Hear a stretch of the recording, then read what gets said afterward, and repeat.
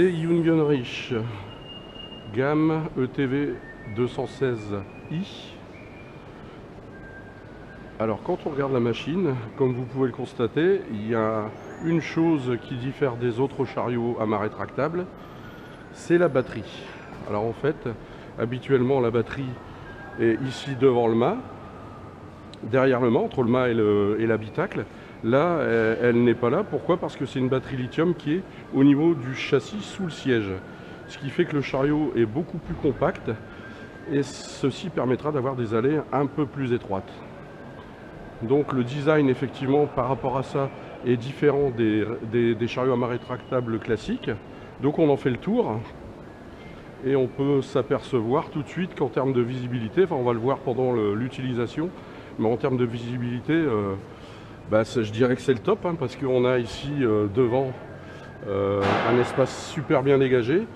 Comme il n'y a pas de batterie, effectivement, on a des vues plongeantes côté gauche et côté droit. On va le voir après en étant installé sur le chariot. Même sur les côtés latéraux. Ici et derrière, beaucoup de visibilité. Et aussi, extraordinaire, c'est au niveau du protège-conducteur. On n'a plus de barre de toit. C'est une vitre blindée. La plaque de charge. Donc ce chariot a une capacité de 1600 kg. Il a une levée de plus de 9 mètres et par rapport au fait que la batterie lithium est au niveau du siège, donc on a une répartition des masses qui fait que le chariot garde sa capacité résiduelle, sa capacité nominale à hauteur maxi. Donc là on peut aller jusqu'à 1 tonne à plus de 10 mètres, donc c'est quand même pas mal, je dirais même plus, assez extraordinaire. Donc ici on a deux belles poignées d'accessibilité de chaque côté. On a un mât triplex avec ici, je ne sais pas si vous le voyez, mais la petite caméra. Alors habituellement la caméra est plaquée sur l'intérieur de la fourche avec le câblage, etc. Il peut y avoir des risques de coupure de câble. Là, ce n'est pas du tout le cas. Elle est fixée dans une gorge et il n'y a aucun câble qui passe, donc aucun risque de section au niveau de la caméra. On va accéder au poste de conduite. Donc ici, marge d'accès, deux poignées suffisamment grandes, largement, quelle que soit la taille de l'opérateur. On va accéder facilement au chariot. Alors en termes de place au niveau de l'habitacle, je ne sais pas si vous voyez, mais en termes de visibilité et d'espace, super, hein. Donc je vais allumer le chariot avec le code, pas de clé. On peut avoir une clé, mais là, celui-ci en est pas équipé. Donc vous avez le display ici, le frein de stationnement. Ce que j'aime chez Jungenrich, c'est que l'opérateur peut choisir son mode de conduite, à savoir 180 degrés avec le demi-cercle et 360 degrés avec le cercle complet. Au niveau du distributeur, on a ici un joystick, élévation, descente, sortir le mât, rentrer le mât, inclinaison des fourches, arrière-avant, translation droite-gauche, avertisseur sonore. On a beaucoup d'espace de rangement ici pour un listing, pour le stylo éventuellement ici, téléphone, bouteille d'eau. À l'intérieur ici on a aussi d'autres espaces de rangement. Et le poste de conduite est complètement réglable, c'est-à-dire qu'ici avec cette poignée on va pouvoir régler l'avancée ou le recul de la colonne de direction. Ici on va pouvoir régler, mais assez facilement avec une main, la position de l'accoudoir en fonction de la taille de l'avant-bras du cariste.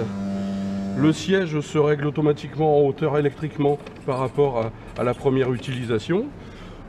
Et on va pouvoir, donc là aussi, chose importante, et je dirais même super importante, c'est qu'on a une remise automatique à l'horizontalité des fourches. Donc là je lève la fourche, je vais incliner et je vais appuyer sur ce bouton qui va régler automatiquement l'horizontalité des fourches. De même pour la translation, on va complètement déporter le translateur d'un côté, on va appuyer sur le bouton d'à côté, ça va le recentrer automatiquement. Donc là, en termes de confort de conduite et de visibilité et d'accessoires pour le bien-être du cariste, on est très très bien. Donc on va faire un slalom. Alors le fait d'avoir un châssis bas et d'avoir une visibilité importante par rapport justement à cette absence de batterie qui habituellement est devant entre le châssis et le mât, quand on fait un slalom dans ce sens là, donc en sens marche avant, on a du mal à voir la quille qui est dans le dos du cariste. Et ben là on la voit facilement justement parce que ça dégage un champ de vision. Donc le centre de gravité du chariot est très bas, et ce qui fait qu'on a une stabilité super, hein.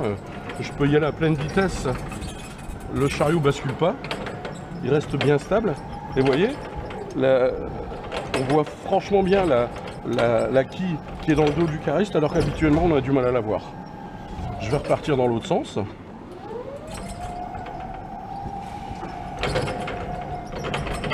Voilà, la direction super souple, mais elle accroche suffisamment pour bien la sentir. C'est-à-dire qu'on peut bien maîtriser les trajectoires, et là, effectivement, j'ai l'impression de pouvoir utiliser ce chariot pendant des heures sans être fatigué. Donc moi j'ai réglé avec mon habitude et mon expérience le chariot avec une direction 360 degrés. On va aller prendre une charge dans le paletier.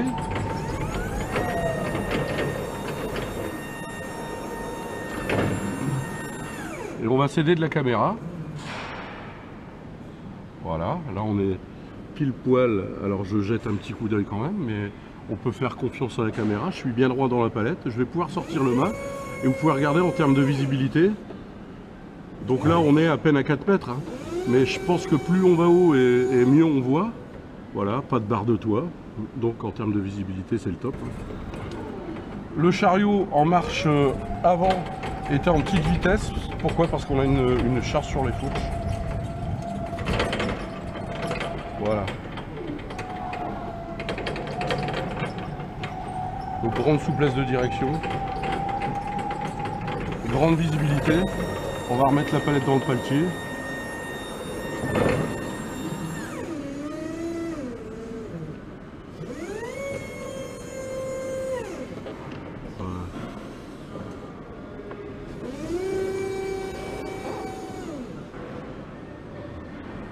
Voilà, donc vitesse escargot. Pourquoi? Parce que j'ai les fourches levées. Voilà, là on va repasser à grande vitesse.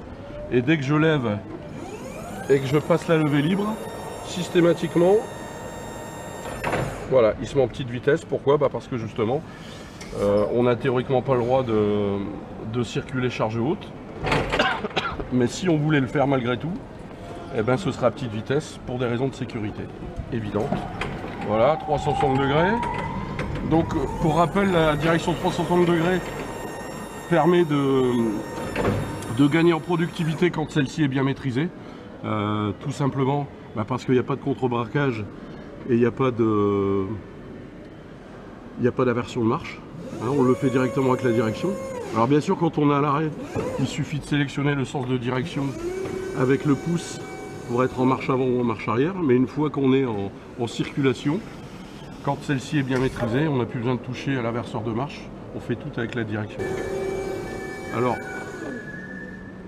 ma conclusion sur ce chariot,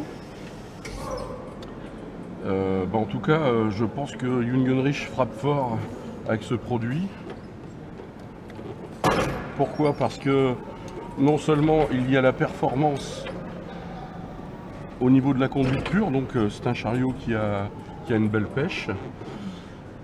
Mais pour avoir une belle pêche, il faut être à l'aise sur son chariot. Et en termes de confort de conduite, la place au niveau de l'habitacle, les différents, je dirais, rangements que le chariot offre aux caristes, listing, stylo, bouteille d'eau et tout ce qu'on peut imaginer. Le réglage personnalisé du poste de conduite, ainsi que et surtout la sécurité, la remise automatique à l'horizontalité des fourches, le recentrage automatique du tablier. Bravo, moi je dis bravo. On va couper donc Avec ce bouton, on ressort du chariot en utilisant les deux poignées. Ça évite de se faire mal au dos. Et vous voyez, la hauteur de la première marche est relativement basse. Donc quel que soit le gabarit du cariste, on aura accès et descente sans problème.